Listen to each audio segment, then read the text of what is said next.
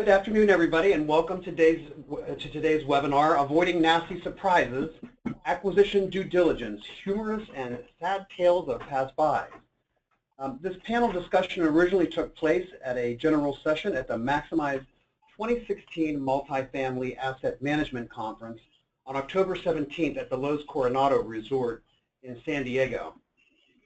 Most of you probably are aware that Maximize is multifamily industry's sole event dedicated to net operating income, asset management, and long-term value creation. And it is a production of a partnership between the National Apartment Association and the Joshua Tree Conference Group. Past attendees have told me that they love coming to this small, intimate event for the peer-to-peer interaction that takes place. Today, you'll get a taste of that interaction as you hear our experts share their personal experiences that illustrate the fine points of due diligence.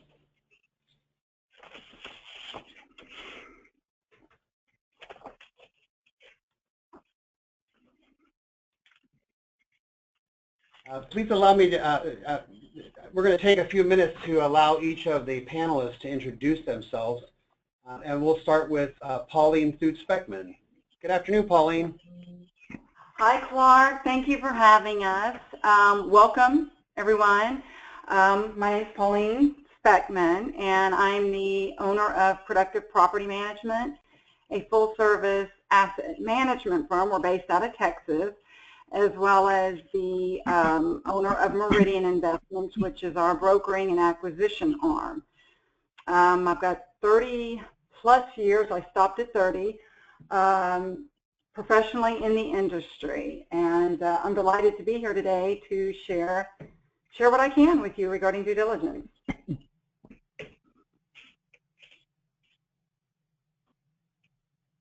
Hi, my name is Mattingly. I'm the president of LumaCorp, and we're a small regional owner-operator based in Dallas.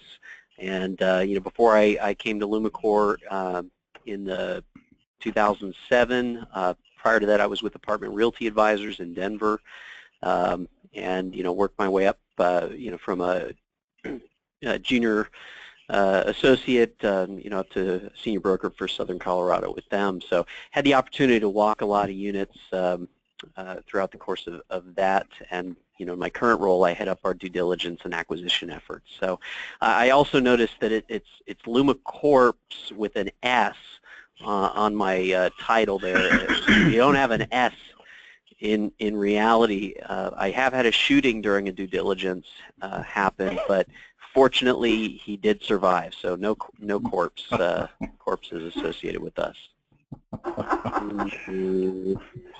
Hey, this is Scott Wilkerson. I'm Chief Investment Officer with Ginkgo Residential out of Charlotte, North Carolina.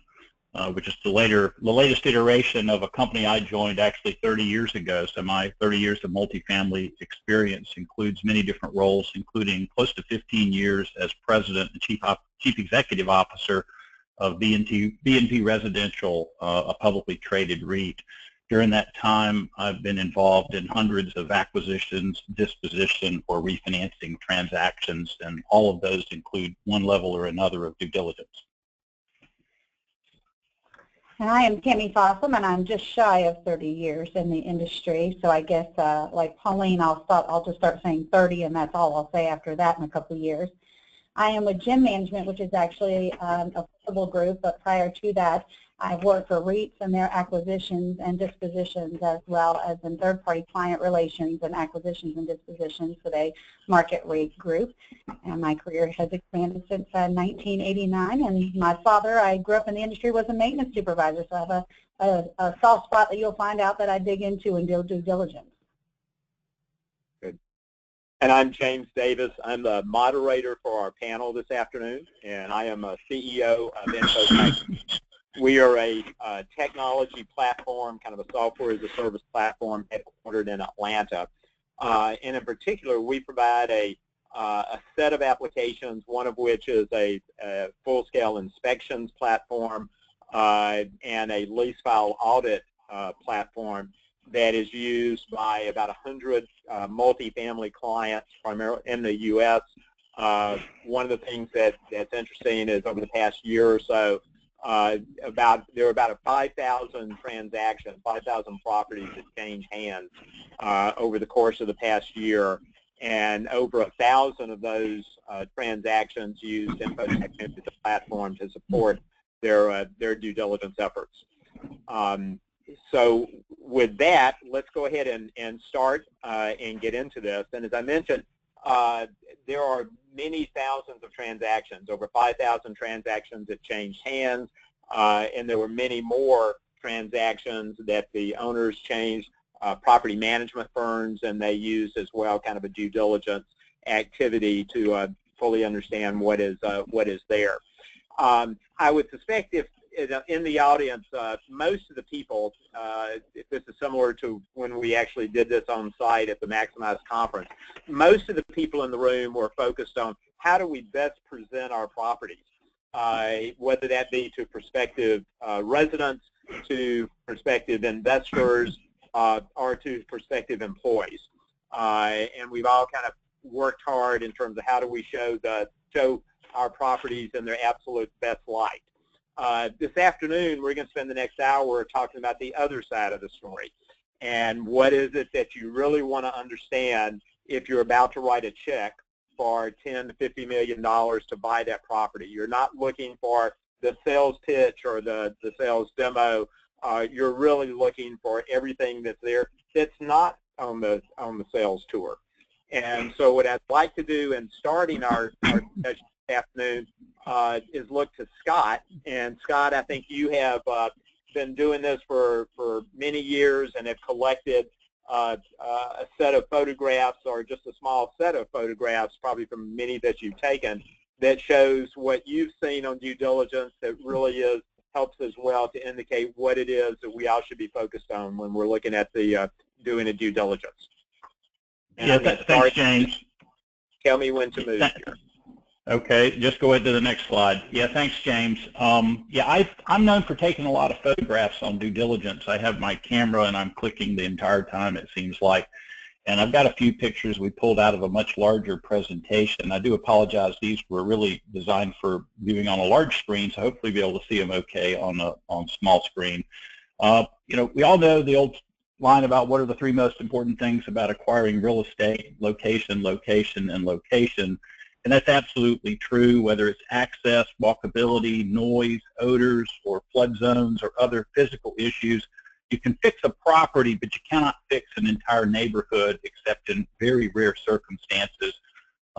So if you're next to a sewer plant like this property was, there's really not much you can do about that. Next. James, so say next if you can move on, whoever's controlling the slides. So not only riding around the neighborhood and the area, I also like to get out and walk a lot around properties and look at things directly. A few examples of some things that you'll see that'll tell you a little bit about a property. Sometimes it's just a matter of what do their signs say. They'll tell you things that you might ought to know. One property had no trespassing signs all over the place. So it was no surprise to me when we later found out there was a crime issue with that property. Next. Amenities. Go back one, please. Amenities sometimes tell you a little bit as well. This property had old-style rural mailboxes. Some properties, as we might say, need a little more updating than others do. Next slide. This property, this is not that old of a photograph. I think it's last year I went on a property and they still had what appeared to be a 1990s desktop PC and a 13-inch CRT monitor, and that was their business center. So it told me a little bit about their operations. Next slide. Key control. I'm not sure this one focuses on control, but there were keys and they were neatly hung on hooks out in the open in the office. Next slide. You know, many of us have these turn boards or various boards on our wall, and when I'm doing due diligence, I always try to make a point of looking at them and even snapping a picture of them. It's amazing what I sometimes find out. I look for down apartments, long, slow turns, and consistency with the occupancy reports and financials that I've been given. Next slide.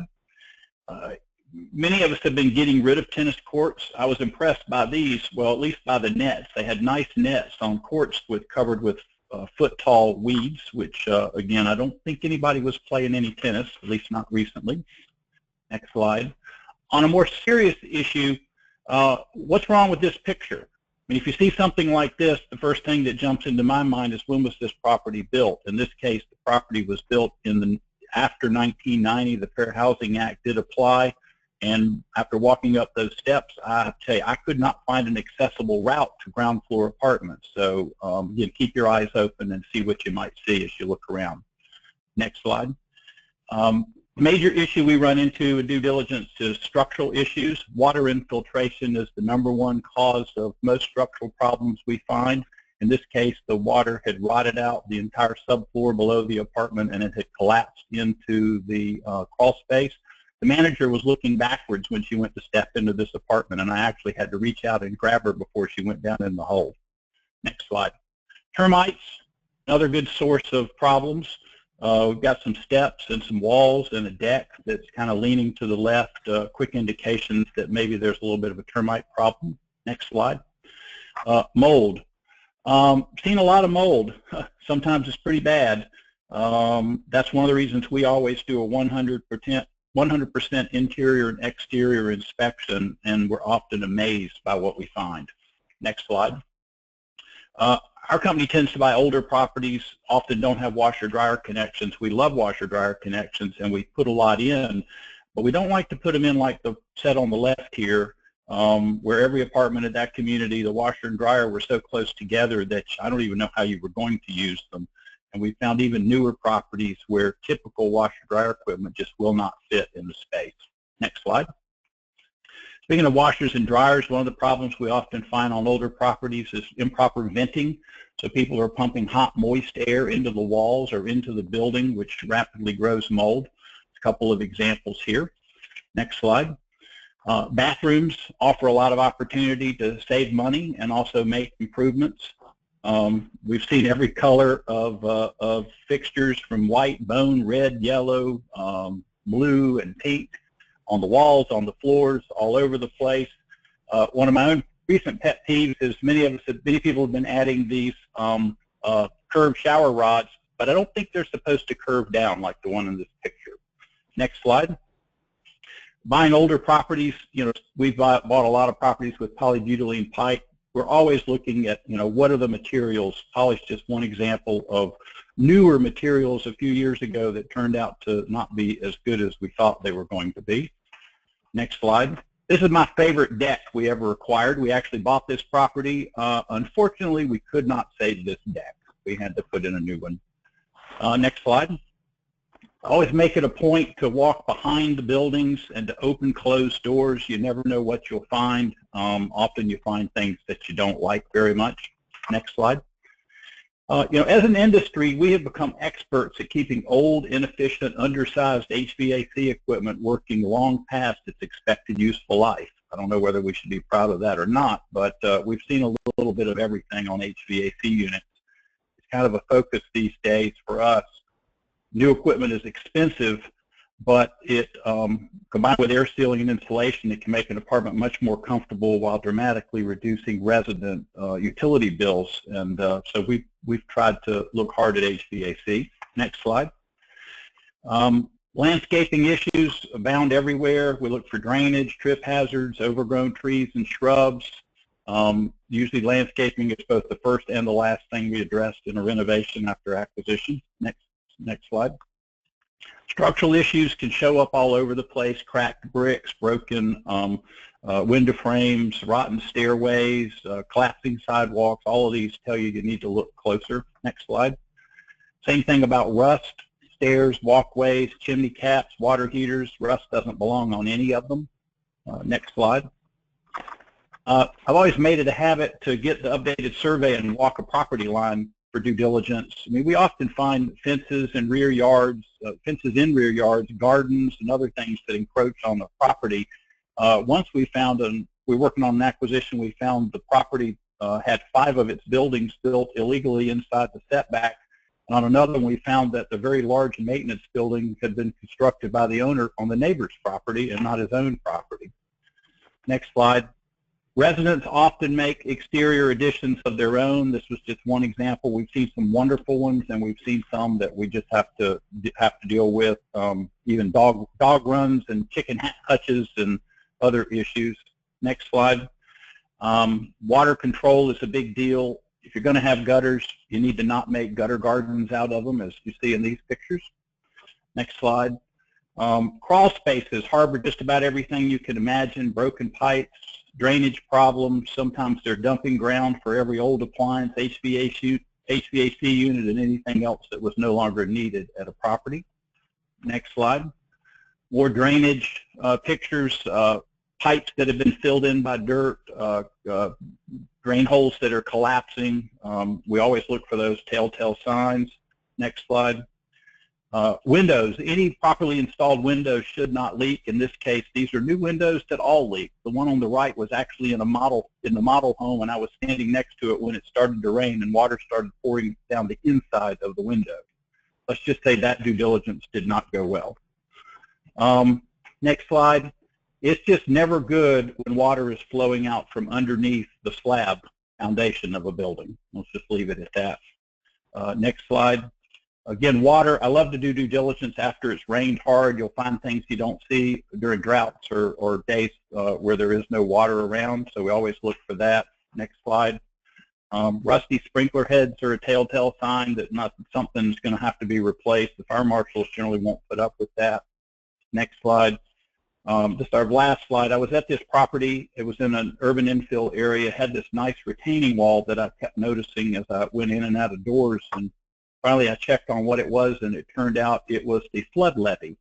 Nothing was in the offering memorandum or anywhere else about the flood situation, but we've learned our lessons over the years to always check the flood maps. And when you see something interesting like this nice wall, you just have to ask and find out what it is. James, I'll go back to you. Great. Thank you, Scott, for doing this. Hey, James, is there any way you could just go back about 5 slides? Scott and I have worked together for quite a while, and he left out kind of something that I thought was kind of important. One more, I think it's the fenced-in resident. Next one. Yeah, that's it. What Scott didn't tell you is when he does a due diligence, when he sees this, what you guys don't see, I bet, out of the attendees we have, is he sees a resident that's going to take a rent increase because they've really made that a home. So I thought you didn't point that out this time, Scott. So I'd well, I appreciate that, Tami. Yeah, I appreciate that. Actually, if you had panned to the right on that slide and saw that resident, they had done an incredible job, and I actually had that conversation with our management folks standing between these two apartments about how both of them were not going to leave. But the one on the right that you don't see in this picture was even more dramatic. Thanks for pointing that out. Well, Scott, thank you for showing us and sharing some of the photos you've seen. Certainly not on the standard sales tour that any of us would do for our properties. But one of the things that is clear for anyone who's been involved in a due diligence process is it is a process. It is not an event. And part of that includes the planning, the pre-due diligence, if you will, in terms of kind of planning for the process to make the analysis and the time that you're actually spending on site the most valuable it can be. And so what we thought we would do for this afternoon is to kind of break apart the due diligence process into what are the most important things that need to be done prior to actually going on site with the due diligence team, then talk about the most important things when you are actually on site with your team, doing an assessment, a condition assessment, et cetera. And then finally, we'll talk about after the team leaves the site, and they've gathered the information, what are you most important that you need to be focused on at that point in time. And so to start us off, I'd like to start with Pauline. Share with us, if you would, for a few minutes, what are the most important things as you think about planning for and preparing for your due diligence? Well, honestly, it's the craziest thing. For as important as the due diligence process is, it seems to be the most unorganized. There's no specific way to do it. Everybody has their own way of doing it, and that's where something where, James, you with the software, that it pinpoints and actually people follow a process. I think so many times things get overlooked, whether that's from assigning the right team to actually do your due diligence, to the individual team that is preparing your long-range plan and or proposal to the purchasers themselves or the lender. I think that the money and time you spend on your due diligence is truly the single best investment you will make throughout the entire purchasing process. It's of course the broker's job when we first receive the information in their marketing package to shine the best light on the property. They take the information they receive from the seller. They try to keep bumps out of the road that we might encounter. But you can only take that at face value. So I think you have to go in, and this is certainly our motto, it's not what you expect, it is what you inspect that counts. And with that, everything needs to be inspected as evidence of what you've put here on the screen. So it's all great in theory, but how do you turn that into a concise, comprehensive argument to the people you need to take that to, whether that's the seller you're negotiating a price with or your lender that you're trying to acquire more funds from, that you're underwriting your transaction with. So backing up this, what you've got here, again, it goes back to, I think you need to start with the right team and equipping or matching, I should say, the individual with the task at hand. So you pointed out mold, you pointed out subfloor issues, you pointed out wiring, plumbing, all kinds of things. But if your people don't know what they're looking for and how to properly convey that, you've got a huge issue that could potentially kill your deal or kill your future investors if you've moved forward with the deal, only to learn that you might have $1 million or more in items that need to be addressed that should have been revealed during your due diligence process.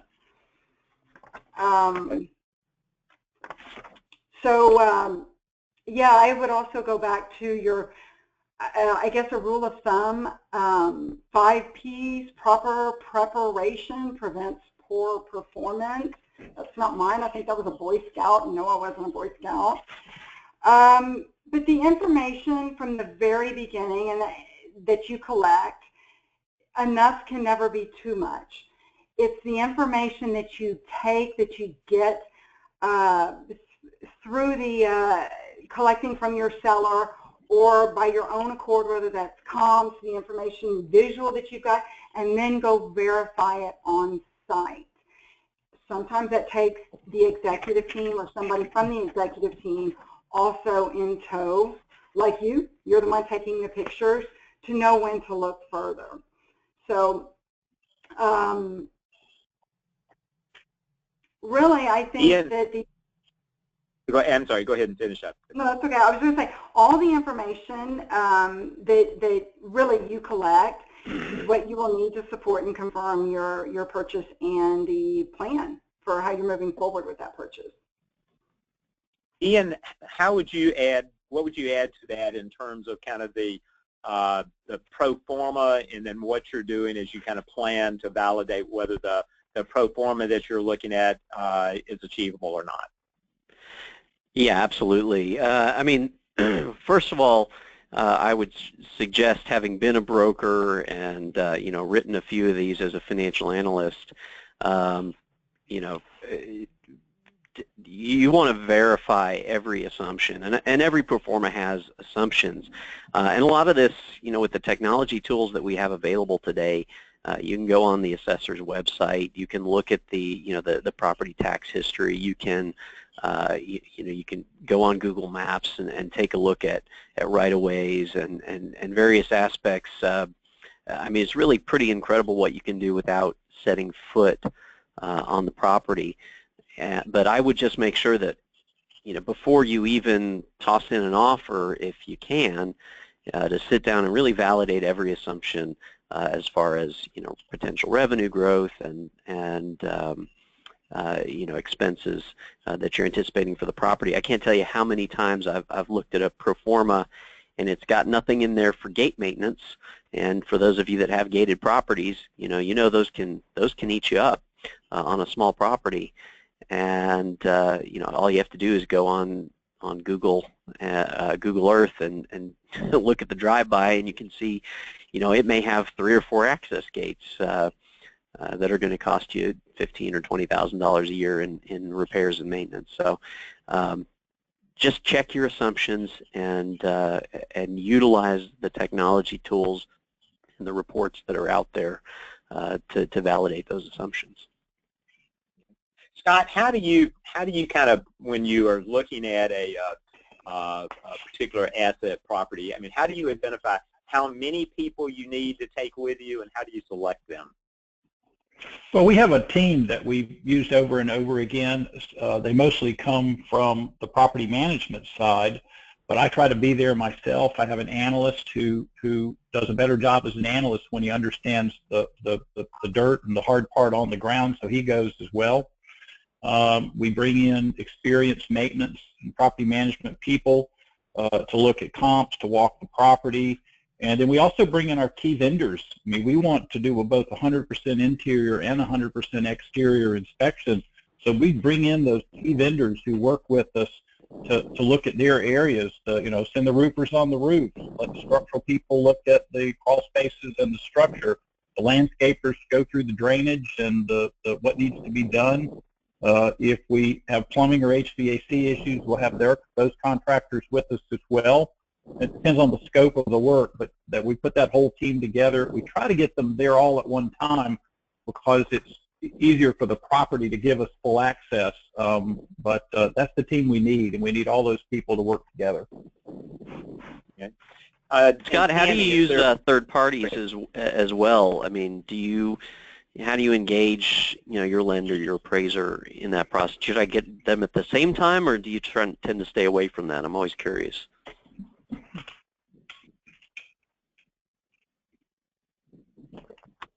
I personally, usually your PCA report, your property condition assessment, those are usually sometimes done at the same time, but the appraiser typically, in my experience, is they like to go on their own. You may overlap sometimes, but they're just traditionally on their own. They don't want to hear a lot of stuff. You may not want your people to be telling them a lot of stuff, too. Well, that's really my question. All of a sudden you say, that person you put there because they're personable and they get the information out of the side staff is the same person that you don't want to be personal with your appraiser. Right. Which is very true, even in the property condition report. That works both ways. So the property condition report prepared for the seller, or if you're assuming a loan that you've got one and maybe it's a year old, they encounter those same people and they were hand-picked to walk them to the units they wanted them to. So your property condition report really needs to be delved into and broken down to check it for its validity, because most of the time,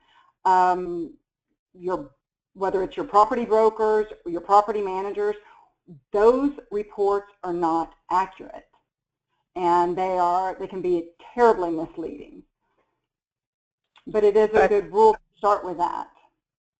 So a question for each of you on the panel, for all of you, is there, at the point where you are preparing or you're looking at, obviously that usually is following up with a contingent purchase contract that's kind of identified you to move forward. Are there particular terms that are important to be in that purchase contract that you want to make sure that are there that will help you to have a more successful due diligence process? I absolutely believe so, yes. I think in addition to asking for financials, you need to go a little bit deeper. I think we talked about this. This seems to be one that comes back and bites us more times than we care to see it. But for instance, everybody has their own opinion on what CapEx is and what they can put below the line. The focus is on NOI, or net operating income. But there's a whole lot of stuff that gets thrown into capital that may not necessarily have a 5-year shelf life. And that, to me, has been one of the biggest telling signs of all, is if you ask to see, since inception of that property, their general ledger for their capital expenses, and then back into that, you'd be shocked to see what gets thrown into that to A, improve the bottom line, and B, sort of substantiate that, well, we put in $1.2 million in renovation, but that $1.2 million may only have a third of the property's appliances, air conditioning units, and the rest could be maintenance supplies or tools or whatnot. So that's a critical one to me, of one that could potentially cost a lot of money if not further researched.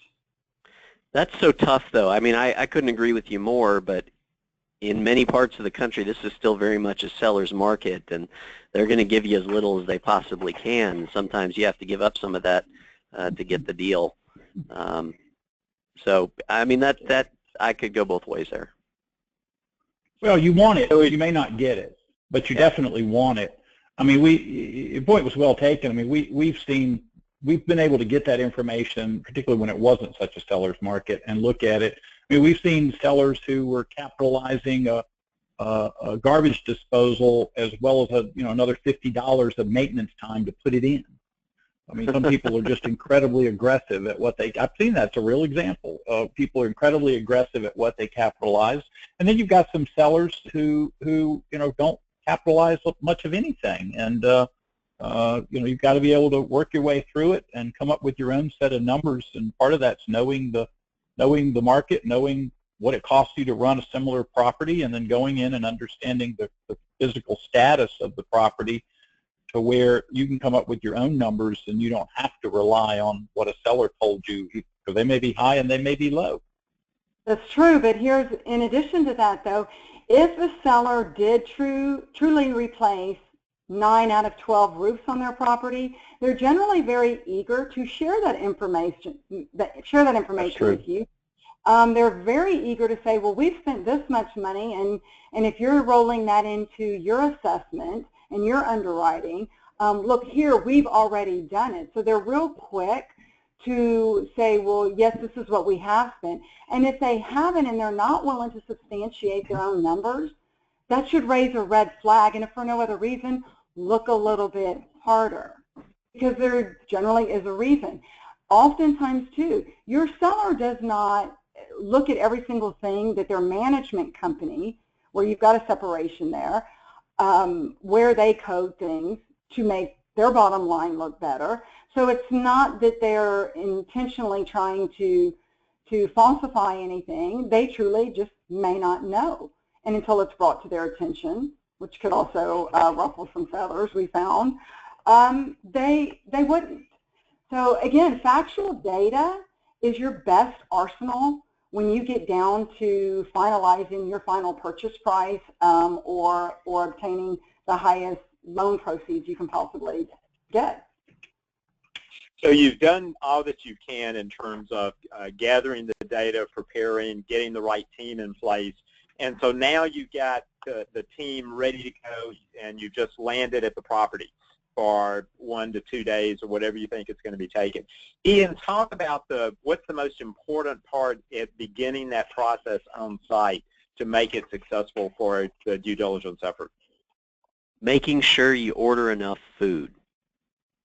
I agree and with I say that kind of tongue-in-cheek, but I mean, the truth of the matter is some of the most valuable insight and information that we've been able to obtain has happened, either over a bagel before we go and walk units, or sitting together at lunch. I mean, we always provide food for not just for our team, but for whoever the seller's team is going to be walking with us, and as well as with our third parties. I mean, if we do happen to have the underwriter, it doesn't hurt to give them a sandwich. Might get you a couple extra loan dollars.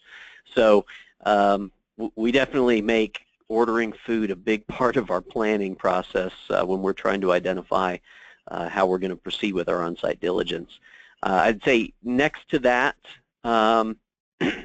you know, we want to make sure that we have enough people to get through it efficiently, but not so many people that we have too many different perspectives. I mean, we have wonderful people that have been with us many decades in some cases, but you know, they're going to look at things a little bit differently than I'm going to look at things and whatnot. One thing that we've tried to do to ensure the most amount of consistency is, you know, walk a unit together, get all of our teams, and hopefully they've got a model or a vacant unit that we can use, and bring everybody in and do it together and make sure that we're looking at the same things, that we're identifying the same challenges.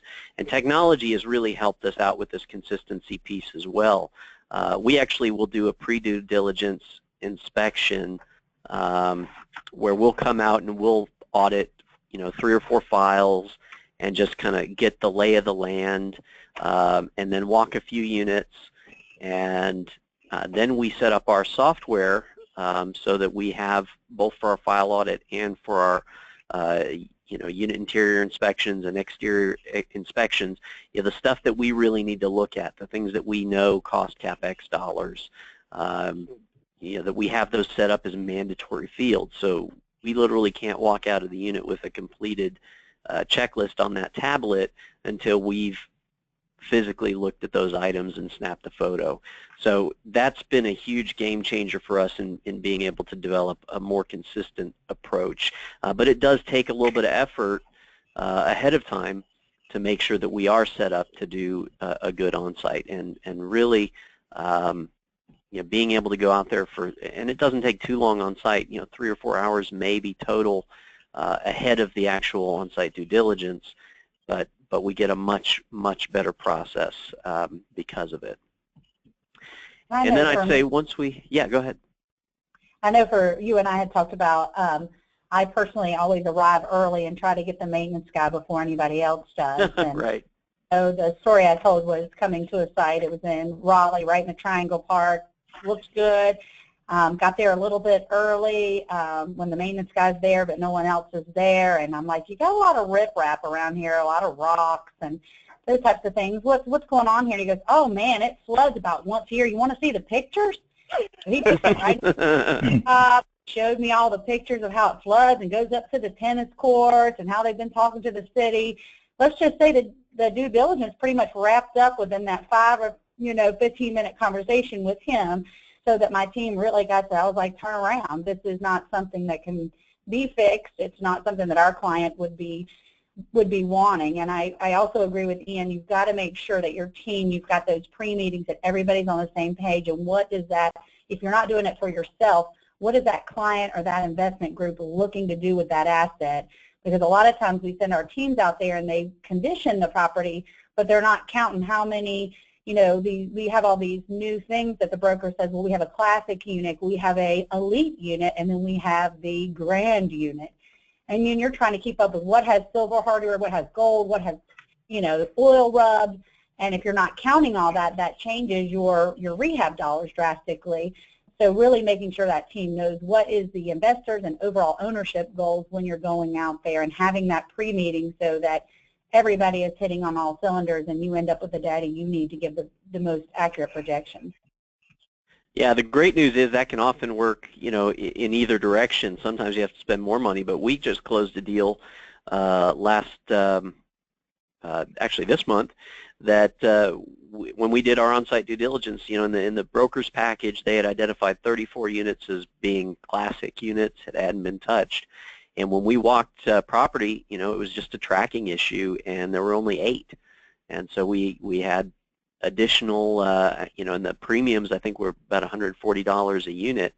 So, I mean, automatically we gained about almost a full point in our cash-on-cash return just because the last management company didn't give the brokers good information. Another thing I would like to add as far as while you're on site, and again, I feel that this is oftentimes overlooked, I don't know if that's because of our technology that we've got in place, but when those rent rolls are printed on site for your lease file audit and or verification of income, it is really been my experience that the majority of those are inaccurate as well, and I would challenge anybody who has even their own assets. Your intentions are the best, but you go and you audit a property that hasn't been audited, that might be in your own portfolio, after a year or 2 years, you are going to find discrepancies, and sometimes those discrepancies are very telling. But in part of our underwriting process, in putting together a business plan and forecasting what the next few years look like, it is crucial to know your profile on the property as best that you can, because this is your exposure, both on your ability to increase rents, your turnover costs, everything. You could turn over, I mean, most properties on average turnover, at least in Texas, as much as 70% in a year. If you can get below a 50% turnover ratio, that's great. Well, that's really expensive, but if you go in thinking you're going to upgrade these units and get $50 more like the brokers like to promise and tell you, and I'm not dissing brokers, I am a broker, so I've been on both sides of the fence. But if you go in expecting, just because you spend the money to do that, but your profile cannot support the increased rent, you've just created yourself a huge, very expensive problem, because now you've upped your already 70-75% turnover to possibly you could be mass exodus as those leases are turning over. So that's something that I think is really important, to get a handle on your profile, the rents that they are paying, what they are qualified on, whether it's 3%, 3.5%, 4%, whatever the case may be, and their ability to absorb increases, and at what amount. Yeah, that post-renovation rent-to-income ratio is a standard calculation that we run after we do our file audit. And another, profile, issue that we try to forestall through good due diligence is we actually bring our director of applicant screening out, and she'll search the public data in criminal backgrounds on a selection of the current residents, as well as rescreen all of the new applications or recent move-ins, say within the last 30 to 90 days, depending on what the turnover has been. And through that, we get a really good picture of whether the seller has been packing the property. We also request historical occupancy information, and then we back into that by looking at move-in dates that we pull from the files that we're auditing. So, there's a lot of ways that you can kind of get a sense of not just who's there now, but who has been there, and how has the seller changed their process. Also, requesting prior screening criteria. I mean, they all have the little thing sitting out on the desk that says this is what my screening criteria is today, but how long has that been the criteria? So making sure that you're going back and looking, okay, what's the criteria been over the last 3 to 5 years? All helps you get a better picture of the profile. Right. So your team has gone into every unit, you've looked at every lease file, and you looked at everything as well in terms of the buildings and the common space, and you've left the property.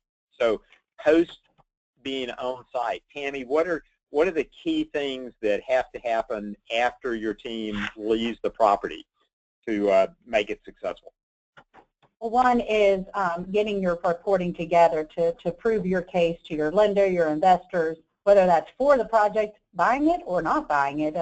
Sometimes you find in due diligence that you have deal junkies out there. I'm sure some of y'all have dealt with them, where they just want the deal so bad, and you're trying to say this isn't the deal you want. You're not going to be happy when you wake up in the morning. So really got to make sure that when you're preparing all your reports, if you're doing it the old school way and you're having to count it up, you've got to build in that time.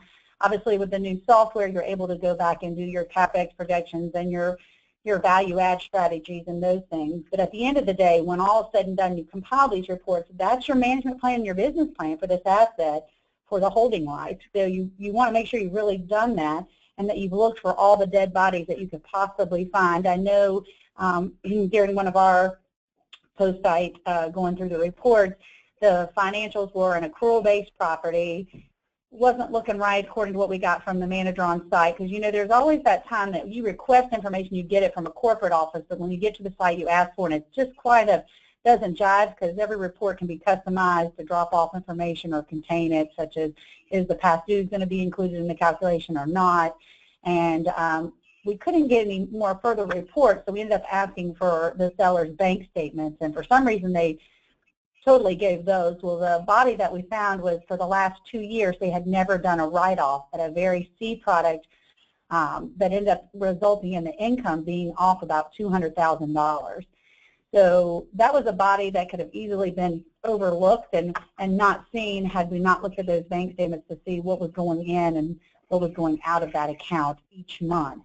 And that's our job. Our job is to find the bodies, and then sometimes those bodies give us an opposite impact of it not being the bad thing that we find, but we find a way to improve it. Like when Scott's showing you these distressed assets, I know they've not bought some of them, and I know he's bought some of them, but those bodies that he found gave him the return and got him to be able to really improve the management of the property, improve the asset, therefore improve the income. So not everybody is a bad body, but that's what you're doing with those reports, saying where are they, what can we do about it, how are we going to fix it, where are the problems, and what's the strategy, and how long is it going to take, because you want to be realistic. Like when you are talking about profile changes and turnover ratios, that's all going to come into play, because if your profile is a conflict of the new profile and the rental rate you're going up to, you may have to do some non-renewals, so you may have a decline in occupancy before you have an incline.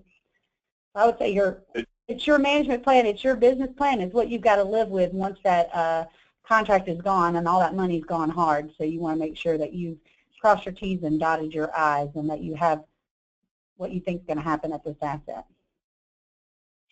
So Tami, you've pointed out something that's certainly been reinforced in a number of clients that we've worked with. The purpose of the due diligence and a successful due diligence is to make the right business decision. And the right business decision sometimes may be to not buy the property, sometimes it may be to buy the property. Is there anything in between? And what I'm wondering there is if you see things during the due diligence or you identify information that is different from what you expected, how do you go about the process, or what's your experience for each of the panelists in terms of renegotiating the deal or coming back to some type of trade or renegotiation to make the deal acceptable, even though it's different information, the retrade opportunity? I'm curious for each of you, is that common? Is that never done? I suspect all of you have been on both the sell side and the buy side. Share, if you will, any experience you've had with that, with a retrade opportunity. I'll start since I was talking last, and I'll let everybody else go, is that when you look at that, I mean, I've had it go both ways. I've had one deal totally fall apart over $300,000 worth of mold remediation that the seller was like, it doesn't need to be done. Of course, the buyer's saying it needs to be done. They're like, if this is a small amount in the deal, why can't you just give us this $300,000 concession, and we'll continue on with the deal, we'll rewrite the contract, and the deal has fallen apart. And then I've worked on other things where we found stuff, and it's, you know, been a very smooth negotiation, but if you're the one doing the due diligence and you're the one that's making that recommendation, your job is to throw the flag, just like every NFL game or sporting event. Here's the flag, here's what I see. Y'all can review it again.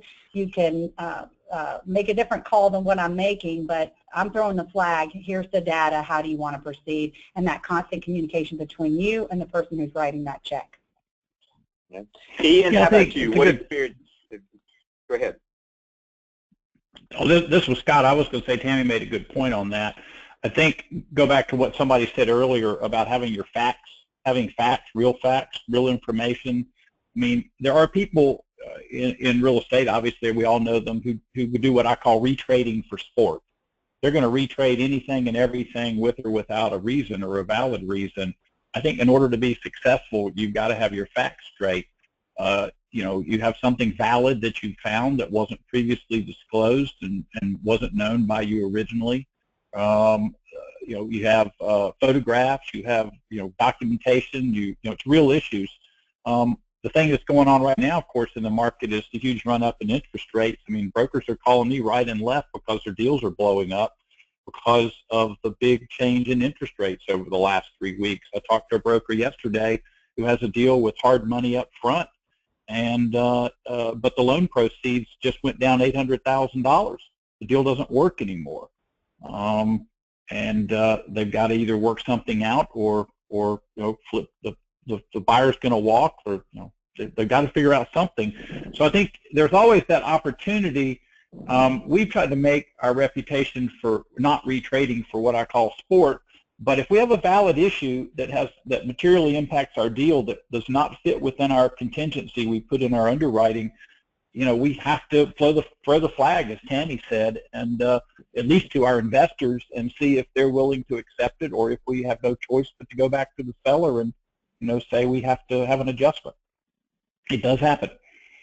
I agree. I think that you have to take into consideration risk versus your reward. And I can say personally, I have had to make that very tough decision with $50,000 or more in legal fees, due diligence costs, to determine whether it was best to take a hit on that than to drag my investors and gamble on maybe a $10 million risk that I couldn't make it pencil out.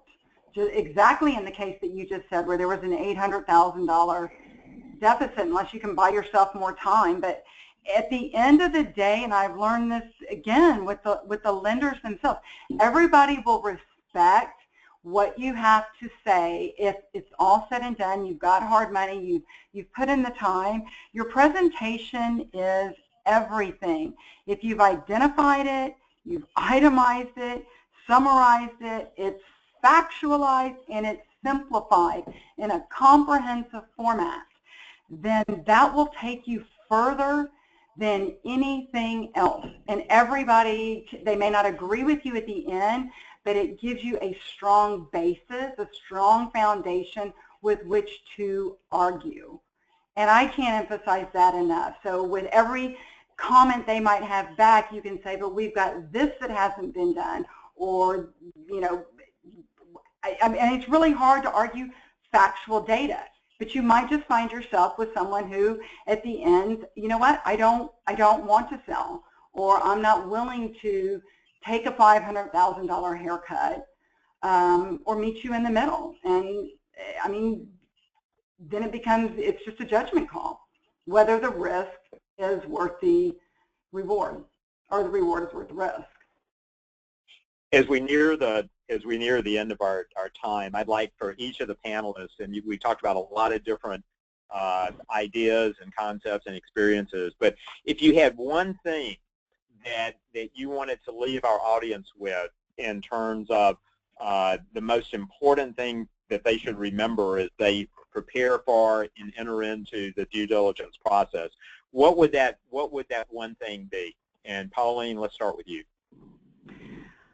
Oh, I guess to reiterate what I first started with, the money and time that you spend on your due diligence is the best investment you will make throughout your entire purchasing process. And Ian, what words of wisdom would you have? Well, I don't know if it's wisdom, but to reiterate, buy plenty of food, and never miss an opportunity to to leverage that investment of a sandwich into developing greater insight into the asset and tapping the knowledge of the folks who know it best. Scott, what would you share? Well, I guess I would keep things in perspective. We're doing due diligence to make sure that our assumptions and our beliefs are correct and that we haven't missed anything. But the most important thing in this is we're here to add value. And I know everybody throws out this term value add. Silly me, I thought my job was always to add value, whether it was a brand new property or a 50-year-old property. And that's what it's all about. And the way you add value is to add something that your customers want, that your customers will pay you for, which will then fall to the bottom line into that mythical, net operating income and cap rate calculation that you can then, turn into value of the property down the road. As long as you add value, things will work out. And never forget that $1,000 of NOI at a 5% cap rate is $20,000 in value. So, you can spend a lot of money to create that result, but first it starts with adding value for your customers, and that'll add value for your clients and your investors. And Tami, close us up with your best idea here. Mine is always people, if they like you, they tell you stuff, and I would never want to be the smartest person in the room because we're all in for it if I am. But it is about knowing your network, because I will tell you, Scott and I are in the same market. At one point, we were competitors looking at assets. You don't know how many times he got me fired, trying to get me fired, tell me an asset. Oh, no, Tami, look right past that. It's good. That investment will work great. I'm like, Scott, if you ain't buying it, I'm walking away. So it is sometimes knowing. I've called Scott on some things that I've known that he's looked at and said, hey, I know you've looked at it. What's going on with the asset? What are your red flags? And having that network of people to talk about what's going on, what people are seeing, because things are changing. And just like you're talking about the interest rates, or not asking for, I know that I've worked with people and they're like, well, I'm not going to ask for that because nobody gives it anymore. I'm like, let them tell you no. I will ask for anything. Let them tell me no. And then I'll think of another way to word it to somebody else. But, it is that get what you need, because you're making a decision for someone else's money in my case. And Clark, we've hopefully saved a few minutes here for questions from the audience. I'll let you kind of share how we do that. I'm delighted to be the voice of the audience, and thank you all, by the way, for great information. So Scott Wood is one of our attendees on the webinar, and he wants to know about how much time do you typically allocate for due diligence?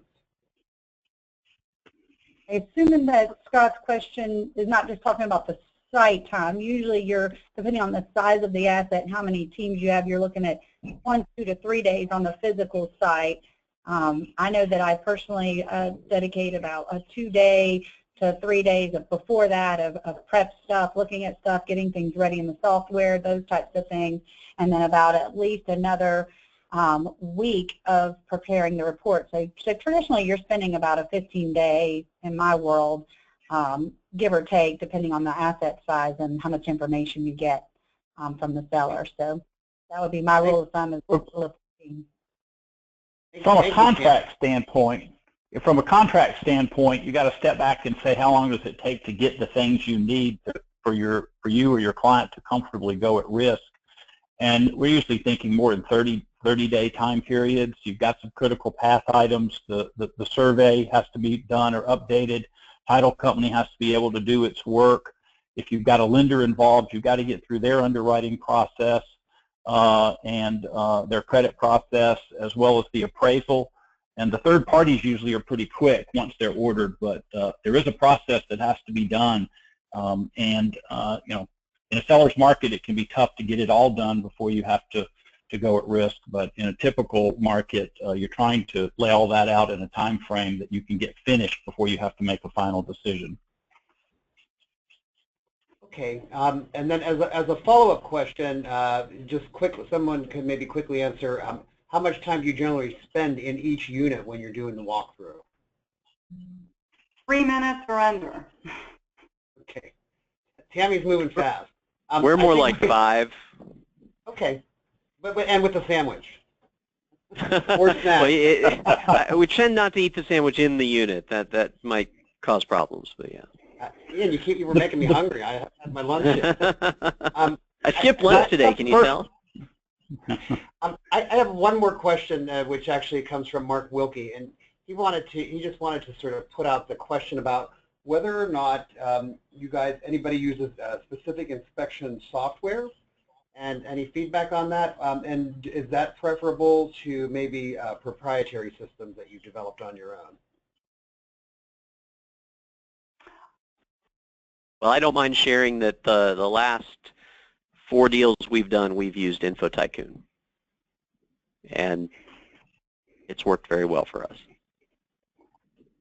Yeah, that's a hard question to answer, given that James Davis has InfoTycoon, and that's what he does do. So. Yeah, no, don't ask me that question. I don't love your pricing model, by the way, but I do like the software. So. I think that when you're looking at what that at the end when you're researching anyone, and I as well have used InfoTycoon and found it to be beneficial, but I have used other software because I have to try everything. So I think that you just really need to look at how do you like to receive your data at the end of the game. Collecting the data on these portals to me is everybody's they got an app for that. So, but what at the end of the day you need to evaluate as your company or as your personal thing is how do you like to receive the data, and how raw do you like it, how compiled do you like it. You have to update your clients on, at the end of the day on how far you've gotten on unit walks and what's the overall rough draft. So looking at anything you're evaluating on technology, look at the end result. How are you going to receive the data that you've collected? What format is going to be, and is that good for you? But the software-based versus, I know we've all done it manually because we've all been in the business a long time. That is, you cannot afford not to have software. Okay. Thank you all, by the way. We're about out of time, but before I let everybody go, I just want to let everybody listening know that the session has been recorded and will be posted, and we will send a follow-up email with a link in the next couple of days. So check your emails. You'll be able to refer back to the recording and have all the granular detail at your fingertips. I'd also like to thank all of our panelists: Pauline, Thude, Ian Mattingly, Scott Wilkerson, Tami Fossum, and our excellent moderator, James Davis. Thank you all for making time out of your busy schedules to recreate the discussions and share a little bit of the goodness that we think of as Maximize. Just wanted to let everybody know as well that next year, Maximize is going to be held in Austin, so we're back on the East Coast. We're going to, so mark your calendars for October the 2nd through the 4th. That's shifted forward a couple weeks than we usually have it, so that might sidestep some of people's preoccupations with the budgeting process. We would love to see you turn out in Austin. I have to say that of all my work for NAA, this is probably my favorite event. It's small, intimate, scalable, and super friendly. And anyway, it's during Austin city limits, if I'm not mistaken. So. Oh, cool. Also, the food is always really good there at this conference. Some barbecue. You may need to have a geography lesson, though, in terms of Austin being on the East Coast. Yeah, I was wondering about that. I wasn't going to say. South of the West. I apologize. Let me just rephrase that to say it's east of the Mississippi. That would be called the Third Coast. Yeah, it's certainly east of San Diego. Very much. So that one I'll accept. Thank you, Clark. And thank you, Clark. We appreciate the audience sitting in. Yes, thank you very much. Thanks to you guys too. Everybody have a great day. Take care. Bye-bye. Bye. Bye.